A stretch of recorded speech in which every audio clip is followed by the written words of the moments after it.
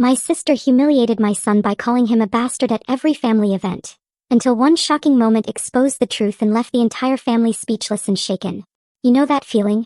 That deep, burning anger when someone you're supposed to trust, someone family, utterly shatters your world and makes you wonder if you'll ever be the same?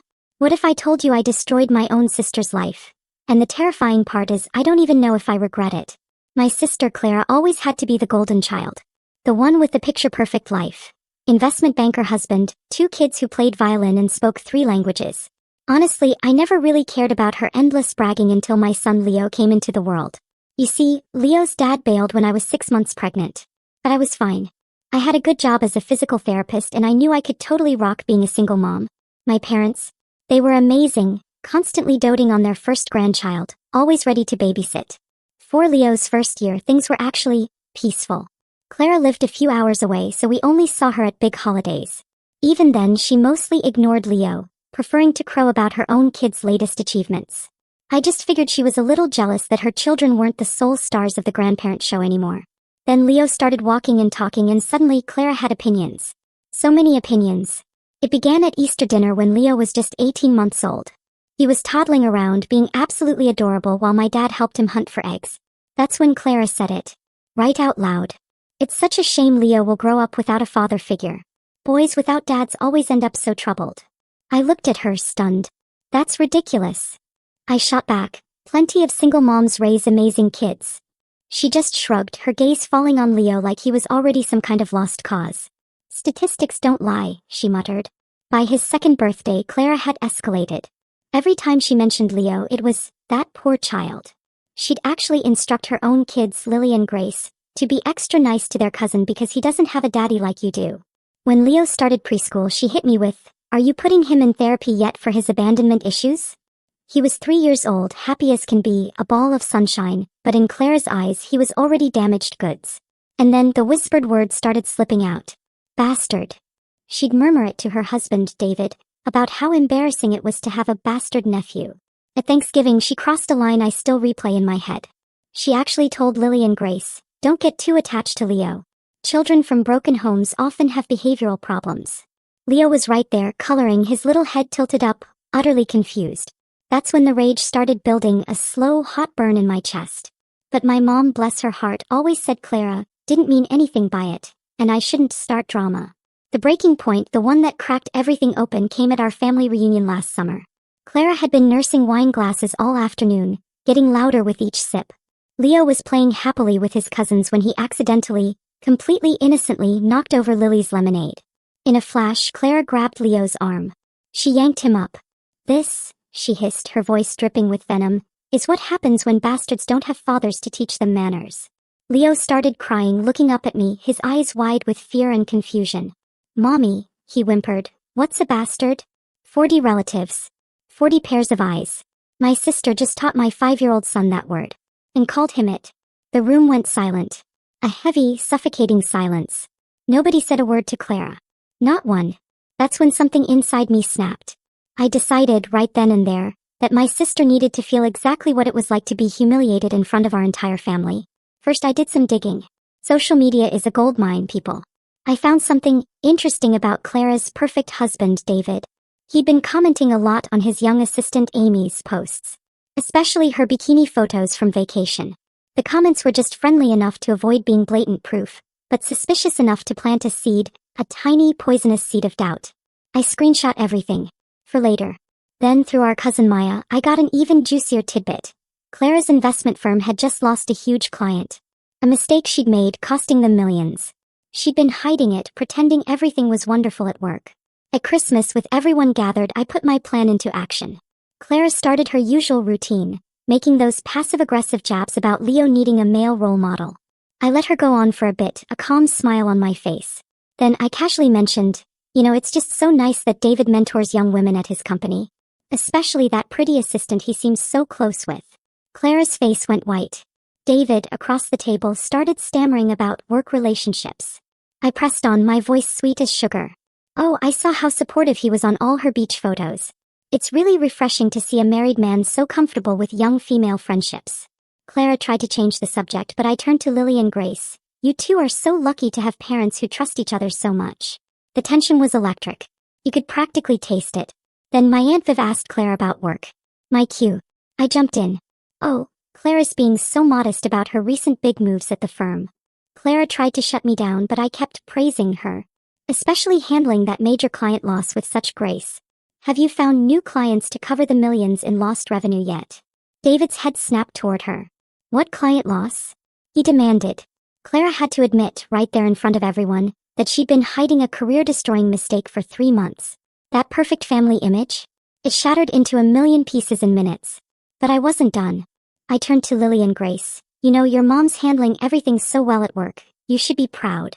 Lily, confused, asked what I meant about clients. Clara's face went from white to crimson. She tried desperately to shut down the conversation, but Uncle Ken jumped in, asking if everything was okay with her job. My voice never lost its sweetness. I explained that Clara had been so brave dealing with losing that major account. And wasn't it amazing how she kept showing up to family events, pretending nothing was wrong? David grabbed her arm and pulled her into the kitchen. Through the doorway, I could hear him demanding to know why this was the first he was hearing about any of it. Clara tried to say it wasn't a big deal, but he was getting louder. How is losing millions of dollars not something you mentioned to your own husband? My mom looked at me horrified. I just smiled and took another bite of my Christmas cookies. Clara came back to the table, mascara streaking her face, and announced they were leaving. She practically shoved Lily and Grace into their coats, the girls protesting about missing dessert. Before she walked out, she looked straight at me, her eyes burning. You will regret this, she seethed. I looked her right back. I've been regretting staying quiet for 5 years while you tortured my son, I said, my voice dangerously calm. So, we're even now. The door slammed so hard the windows rattled. The whole family just sat there in stunned silence, staring at their plates. The next morning, my phone started blowing up before I even got out of bed. Texts rolled in from aunts, uncles, cousins, family, friends. My Aunt Viv sent 3 paragraphs about family supporting each other, not airing dirty laundry. Cousin Ben said Clara had it coming after years of cruelty to Leo, and he was glad someone finally called her out. Uncle Ken wrote that I was completely out of line. My phone kept buzzing. I realized the family had split into 2 camps. Half thought I'd crossed a line, humiliating Clara, especially about her marriage and career. The other half admitted they'd watched her be nasty to Leo for years, and they were secretly relieved someone finally stood up. I scrolled and it hit me. I'd just blown up our entire family dynamic in one dinner. My mom called around 10. I could hear she'd been crying before she even said hello. She begged me to call Clara to apologize. She said the family couldn't handle this drama. Someone needed to be the bigger person. I asked her, my voice tight. Why should I apologize when Clara spent 5 years calling my son a bastard, and nobody ever asked her to say sorry? Mom said that was different. Clara never meant to hurt anyone. She just had strong opinions about family structure. I actually laughed. Mom calling a 5-year-old a bastard to his face isn't having opinions. It's being cruel. Mom started crying harder, accusing me of tearing the family apart. Couldn't I just smooth things over for everyone's sake? I told her firmly that I was done smoothing things over while my son got treated like garbage. And if the family couldn't handle me defending Leo, then maybe they needed to pick better battles. She hung up on me. She'd never done that in my entire life. Around noon, my phone lit up with a text from Clara. It was so long it came in 3 separate messages.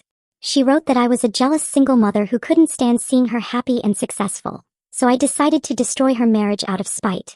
She claimed David's assistant was just a work friend, and I'd twisted innocent social media comments because I was bitter about being alone. Clara said I'd always been jealous of her perfect family, using Leo as an excuse to attack her when I really just hated that she had everything I wanted. Bringing up her work situation was a low blow, she wrote, because she'd been handling it privately. I had no right to embarrass her. The texts kept coming, calling me a terrible sister who prioritized revenge over family unity, saying Leo would grow up learning it was okay to hurt people. She ended by hoping I was happy, now that I'd ruined Christmas and turned everyone against each other. I screenshot every single message. Her furious defense screamed that I'd hit way closer to the truth than she wanted to admit. If David's assistant was just a friend, Clara wouldn't be this defensive. If the work situation was under control, she wouldn't be this upset. I saved them all to a folder labeled Clara's Meltdown, and didn't respond. I let her sit there wondering if I'd share her messages with the family too. That afternoon my dad called. I braced myself for another lecture about family harmony. Instead, he said he was proud of me for finally standing up to Clara's bullying. I almost dropped my phone. My dad never took sides. He was always the peacekeeper. He told me he and Mom had heard Clara make cruel comments about Leo for years, but they didn't know how to address it without causing drama. Dad said they'd convinced themselves Clara didn't really mean anything, that confronting her would make it worse. But watching her grab Leo and call him a bastard, while he cried, that made my dad realize their silence had enabled her. He admitted he should have shut Clara down the first time she made a comment about Leo not having a father. He'd taken the easy route. Dad said he talked to Mom last night after she hung up on me, and told her they needed to stop protecting Clara from consequences just because she was their daughter. He knew Mom was upset, but he wasn't going to ask me to apologize for defending my son when Clara had never apologized for years of cruelty. I started crying on the phone. My dad's support meant everything. I'd been so sure the whole family would turn against me. He said Leo was lucky to have a mom who would fight for him, and Clara needed to learn that treating people badly eventually catches up to you. We talked for almost an hour about how our family had always swept problems under the rug. Maybe this blow-up was necessary even if it was painful. 2 weeks later, Leo climbed into my lap. He asked why Aunt Clara was mean to him. My stomach dropped. I'd hoped he wouldn't bring it up. He asked if it was because his daddy left, since that's what Aunt Clara always talked about. My heart broke into 1,000 pieces as I tried to figure out how to explain adult cruelty to a 5-year-old. I told him that sometimes when people are unhappy with themselves, they say hurtful things, and it has nothing to do with the person they're being mean to. I said Aunt Clara had problems that made her feel bad, so she tried to make other people feel bad too. But none of it, I emphasized, was his fault. Leo seemed to accept that. He asked if Aunt Claire was going to be nice now. I said I wasn't sure, but I promised him I would always protect him from people who were mean, even if they were family. He gave me a hug and went back to playing with his trucks. I thought that was the end of it. But over the next few days, I noticed Leo being quieter whenever anyone mentioned family gatherings or asked about his cousins. He stopped talking about wanting to play with Clara's kids. When my mom called, he didn't want to chat like he usually did. I realized the Christmas confrontation had affected him more than I thought, and now he was cautious around anything family-related. Part of me felt vindicated, but another part felt sick. Leo was picking up on all the tension, changing his behavior because of it. The first week of January, I ran into Maya at the grocery store. She pulled me aside in produce. David had moved out of Clara's house right after New Year's. Maya heard it from Clara's neighbor who saw him loading boxes on January 2nd. Apparently, Clara had confronted David about Amy, the assistant, the day after Christmas. He'd admitted to what he called an emotional affair. He swore nothing physical had happened yet, but he'd been texting Amy constantly and taking her to lunch multiple times without telling Clara. Clara had demanded he cut all contact. But David said he had genuine feelings for Amy and needed space. So he moved into a hotel, then an apartment. Maya said Clara was a complete mess, crying to anyone who would listen about her marriage falling apart. Part of me felt vindicated. My comments about David's assistant had hit a real nerve. I hadn't been making something out of nothing, as Clara claimed. But another part recognized that I'd just blown up my sister's marriage in front of our entire family. Sure, the problems were already there, festering, but I'd forced them into the open in the most public, humiliating way possible. I stood in the grocery store holding a bag of apples, wondering if I'd gone too far. But then I remembered Leo crying at the reunion, asking what a bastard was. And the guilt faded pretty quickly. Monday morning at work, my coworker Tasha stopped by my treatment room. She mentioned she'd seen a job posting for an investment analyst position online that sounded exactly like Clara's job. She thought it was weird, since Clara had just been bragging at Thanksgiving about an upcoming promotion. I pulled up LinkedIn during lunch. Tasha was right. It was definitely Clara's exact position at her firm. They were replacing her. I started digging deeper. Clara hadn't just lost a client like I'd implied at Christmas. She'd actually been forced to resign. The mistake she'd made involved bad advice that cost the client not just money, but also created potential legal liability for the firm. Clara's bosses had given her a choice: resign quietly or be fired publicly. She'd taken the resignation option to save face. Nobody in the family knew the full extent, not even David. Apparently, I had screenshots of the company's internal communications, forwarded to me months ago by Maya, proving Clara's mistake was way worse than anyone realized. I sat at my desk staring at the proof. Part of me was so tempted to share it with family members who thought I'd exaggerated about Clara's career problems. I could completely destroy what was left of her professional reputation. But something stopped me from hitting send. I just saved the screenshots to the same folder as Clara's defensive texts. Tuesday afternoon, a knock on my apartment door. When I opened it, David stood there, furious. He demanded to know why I decided to destroy his family at Christmas dinner. I told him to come inside. He stormed into my living room, yelling about how I'd made his private relationship with Amy into a public scandal. He admitted the situation with Amy was inappropriate, but said he and Clara were working through it privately until I decided to announce it. Now Clara was telling everyone he was a cheater. His kids were asking why daddy didn't live at home. His parents were calling him a disappointment. I let him finish his rant. Then I asked him how long he'd been planning to leave Clara for his assistant. He stammered that it wasn't like that. They were just friends who got too close. I looked him dead in the eye. Friends, I said, don't comment on each other's bikini photos with heart emojis and offers to go to the beach together. David's face went red. He said I had no right to go through his social media and twist everything to fit my narrative. I wouldn't have looked at his social media at all, I shot back, if Clara hadn't spent 5 years calling my son a bastard. Maybe instead of yelling at me, you should ask your wife why she was so cruel to a child. David tried to defend Clara again. Her comments about Leo were just her being honest about the challenges of single parenthood. You're too sensitive. I pointed to the door. Get out of my apartment before I call the police.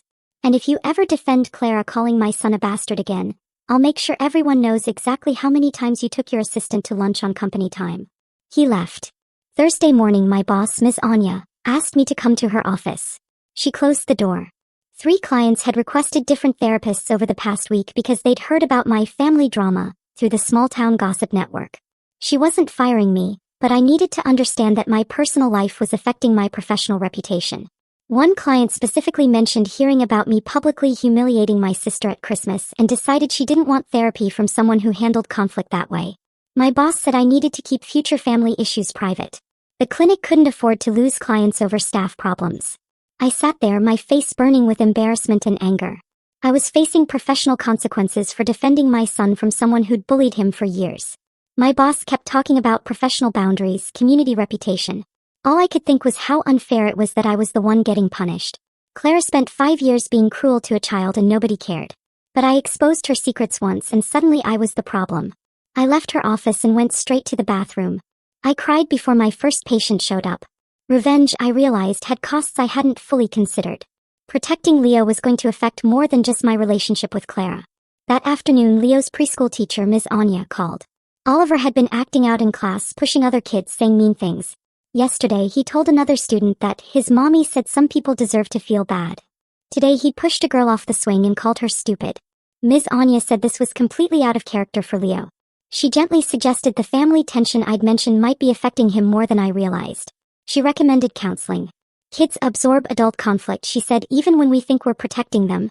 Leo clearly needed help. I hung up, feeling like I'd been punched in the stomach.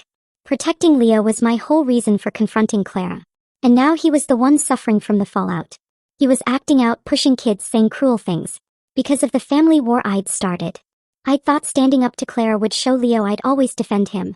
Instead, I'd created an environment where he was learning that hurting people was acceptable when you were angry. Friday night, scrolling through Facebook, I saw Lily, Clara's oldest daughter, had posted something cryptic about fake friends and people showing their true colors.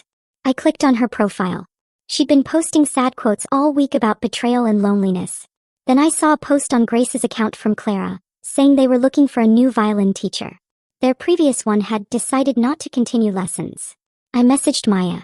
She told me other parents at their private school had heard about the Christmas drama. Some had started excluding Lily and Grace from playdates and birthday parties. The school had a very tight-knit parent community and word had spread. Clara's husband left her for his assistant and she'd lost her job. Some parents didn't want their kids associating with children from that kind of family situation. Grace's violin teacher had dropped her because the teacher was friends with one of the moms who decided to distance herself from Clara's family. I felt genuinely sick. 2 innocent kids. They had nothing to do with their mother's cruelty or my public revenge. Lily and Grace were paying the price for adult conflicts they hadn't caused. I'd never wanted to hurt them. Saturday morning, my mom called. She asked if we could all come to Sunday dinner. She wanted to talk about something important. I knew from her tone that this wasn't going to be a normal family meal. She said both Clara and I needed to be there to work things out as a family. I told her I wasn't interested in making peace when Clara still hadn't apologized to Leo for calling him a bastard. My mom went quiet for a second. Then she said she couldn't handle the divided family anymore, that the stress was affecting Dad's blood pressure. If Clara and I couldn't figure out how to be civil, she was done hosting family events. Felt like an ultimatum. I was furious. They were pressuring me to reconcile when Clara started this whole mess. But I agreed to come. I didn't want Leo losing his grandparents over adult drama. I told my mom we'd be there at 6. I hung up, feeling like I was walking into an ambush. Tuesday afternoon, I stopped at the coffee shop near my clinic. While waiting for my order, I heard two women talking. One mentioned Clara's name. I froze. The woman said Clara had been seeing a therapist for severe anxiety and depression. She told her friend that Clara had a complete breakdown at book club last week, talking about losing everything. She'd cried for 20 minutes about her marriage falling apart, her career destroyed. I stood there holding my coffee, feeling something I didn't expect. For years I'd seen Clara as the perfect sister, the one who had everything together, using that perfection to make me feel small. But listening to this stranger describe Clara's breakdown made me realize she was probably miserable the whole time. Maybe she took out her unhappiness on easy targets like me and Leo because she couldn't admit her own life was falling apart. I left the coffee shop feeling confused. Had my revenge been worth this? Thursday morning, Maya called. She needed to tell me something else about Clara's situation. Clara's forced resignation meant she lost unvested stock options worth over $200,000. Combined with David leaving, Clara might have to sell their house. She couldn't afford the mortgage on her own. Maya said several relatives were lending Clara money, straining their own finances during a tough economy. Aunt Viv had given Clara $5,000. Uncle Ken had covered 2 months of the girl's private school tuition. I realized my Christmas revelation had created a domino effect. It was hurting people who had nothing to do with the original conflict. Family members were draining their savings to help Clara survive the fallout from secrets I'd exposed. I hung up, sitting on the floor surrounded by clean clothes. How had protecting Leo turned into a financial crisis for half the family? Friday afternoon, picking Leo up from preschool, he was quiet on the drive home. I asked if something happened. He said a kid told him something during recess. Leo asked me, his voice small, if I made Clara's family fall apart because she was mean to him. My stomach dropped. I pulled into a parking lot, turned to face him. He said the kid told him I ruined everything at Christmas and now his cousins were sad. Leo's eyes filled with tears. He asked if it was his fault that Clara's family was broken. I unbuckled my seatbelt and climbed into the back seat to hug him. I told him none of this was his fault. I told him that adults sometimes make mistakes when they're trying to protect people they love. He asked if I made a mistake. I didn't know how to answer. Protecting you was right, sweetheart, I said, my voice thick. But maybe I did it in a way that hurt more people than necessary. Leo was taking on guilt for adult conflicts he didn't understand. And I had no idea how to explain that the world was more complicated than just good people and bad people. Saturday night I checked my email. A message from Clara. Subject line, "We need to talk." I almost deleted it. But something made me open it. Clara wrote that she wanted to apologize to Leo, but needed to set some boundaries about family information staying private. She admitted she was cruel about my single motherhood because she was projecting her own marriage insecurity onto me. She said watching me seem happy as a single mom while she was miserable in her perfect marriage made her jealous and mean. But then Clara wrote that I had no right to publicly destroy her life in front of 40 relatives at Christmas. She said I could have confronted her privately about her behavior toward Leo instead of exposing her marriage problems and career failure to the entire family. The email was raw, honest. In a way Clara had never been with me. She wasn't making excuses for calling Leo a bastard, but she also wasn't pretending that what I did was justified. I read it 3 times trying to figure out if this vulnerability was real or if she was manipulating me. The next week Tasha pulled me aside at work. She was worried about me. She said I'd become obsessed with tracking Clara's situation. Michelle pointed out that I spent every break scrolling social media for updates, and seemed angrier now than right after Christmas. She asked if I was okay. I snapped that I was fine. Tasha looked at me calmly. "You clearly aren't fine," she said. "And your anger is starting to affect how you treat patients." She mentioned I'd been short with a client that morning who asked about rescheduling. I told Tasha to mind her own business and walked away. Later that day my dad called. I let it go to voicemail. He'd been calling less frequently. I knew he was caught between supporting me and helping Clara. I listened to his message. He sounded tired. He said he loved me but couldn't keep choosing sides in this family war. I realized I'd isolated myself. My support system was crumbling under the weight of this prolonged warfare. Wednesday night, scrolling Facebook again, I saw David had updated his relationship status. He was now in a relationship with Amy Stone. I clicked on her profile. It was her. The assistant. The one from the bikini photos. I scrolled through their photos together. They'd been publicly dating for at least a month. Clara's worst fears had come true. David had left her for the woman she suspected. I sat there staring at photos of David and Amy at restaurants, at events. Clara was now a single mother, facing the exact situation she'd spent 5 years mocking me for. But she was also dealing with career destruction and financial crisis. I had a choice to make. Should I keep enjoying her downfall? Or recognize that she'd hit bottom? Continuing to push served no purpose except cruelty. And I was tired of being cruel. Thursday morning I woke up and made a decision. I opened my laptop. Found the folder where I'd saved screenshots of Clara's forced resignation details. I'd been considering sharing them with family members who thought I'd exaggerated her career problems. The screenshots showed emails between Clara and HR, detailing the exact nature of her mistake, the firm's decision to force her out. I stared at those files for a long time. Then I selected them all. And hit delete. I realized Leo didn't need me to completely destroy his aunt to feel protected. At some point, revenge crosses from justice into something uglier. And I'd already crossed that line. I was exhausted from months of anger. I was ready to see if there was a way forward that didn't require total family destruction. I emptied the trash folder on my computer. And I felt something shift inside me. Friday afternoon, I called Clara's cell phone. She answered on the third ring. We were both silent for a few seconds. I told her I'd read her email and was willing to meet somewhere neutral without our parents. Clara suggested a park halfway between our houses. We agreed to meet Sunday at 2 o'clock in the afternoon. When I got there, Clara was already sitting at a picnic table looking smaller somehow than I remembered. I sat down across from her. We just stared.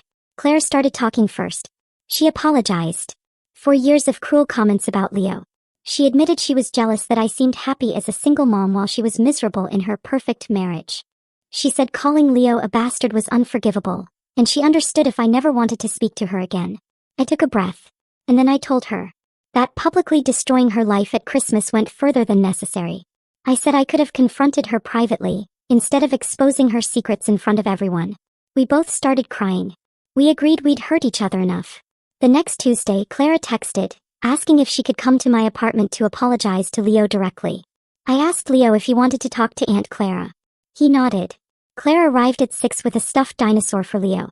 She sat down on the floor with him and told him she'd said mean things because she was sad inside. She said none of it was his fault and she was sorry for making him feel bad. Leo looked at her for a minute. Then he asked if she was still sad. Clara said she was working on feeling better. Leo hugged her and asked if his cousins could come play sometime. The simplicity of his response made both Clara and me realize how much we'd complicated something that could have been resolved much earlier. Leo ran off to play with his new dinosaur and Clara and I sat on my couch in silence. We both knew we'd never be close sisters. But maybe we could be civil. For the kids' sake. The following week, Clara texted, asking if she could take Leo to the park with Lily and Grace. I said yes. Leo had been asking about his cousins non-stop since her apology.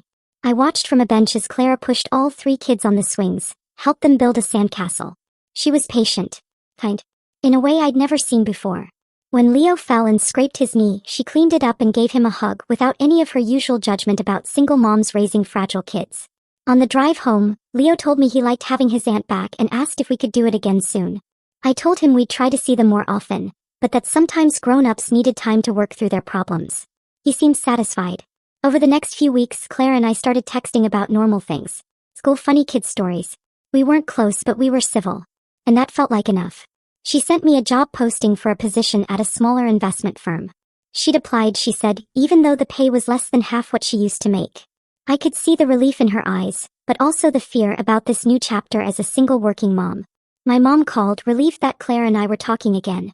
She said the family tension had been making her physically sick. I told her we were working on it, but that she needed to stop expecting us to go back to how things were before. That version of our relationship was built on Clara's cruelty, and everyone's silence about it. 3 months passed. I got a call from Ms. Anya. My stomach dropped.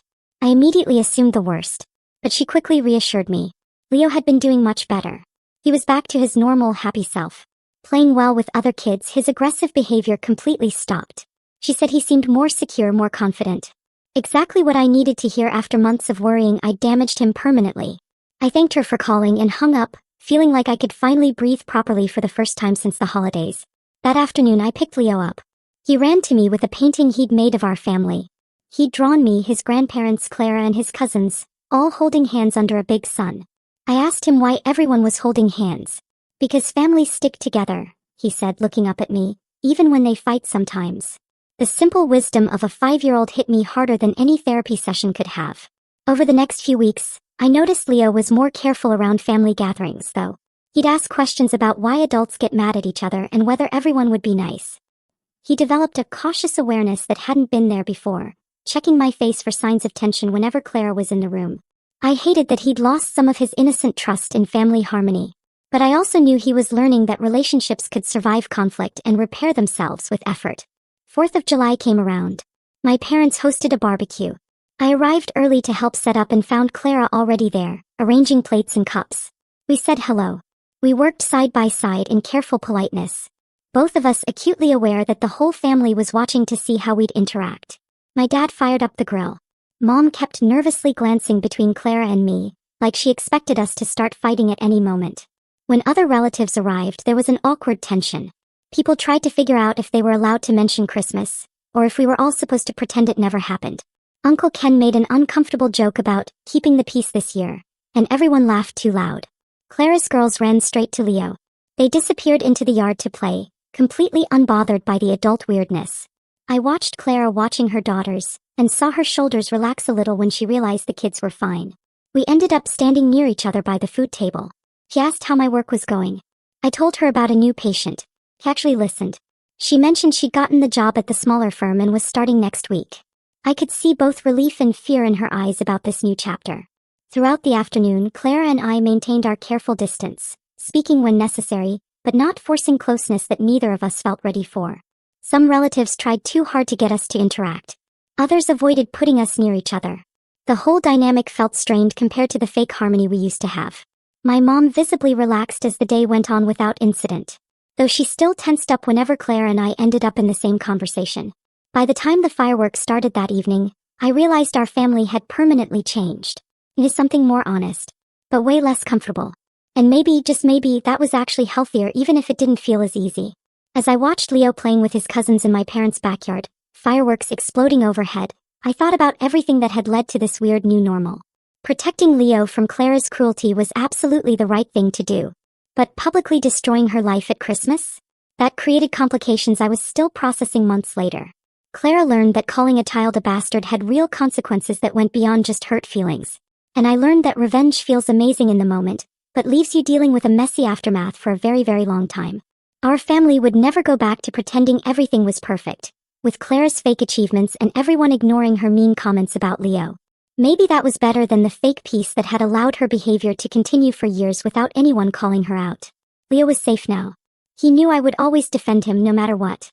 And that mattered more than anything else, even if getting here had been messier and more complicated than I'd ever planned. He looked up at the fireworks with his cousins beside him and smiled. And in that moment I knew we'd all survive this family mess, even if we'd never be the same. Have you ever faced a situation where you had to choose between family peace and standing up for yourself or a loved one? What would you have done in my place?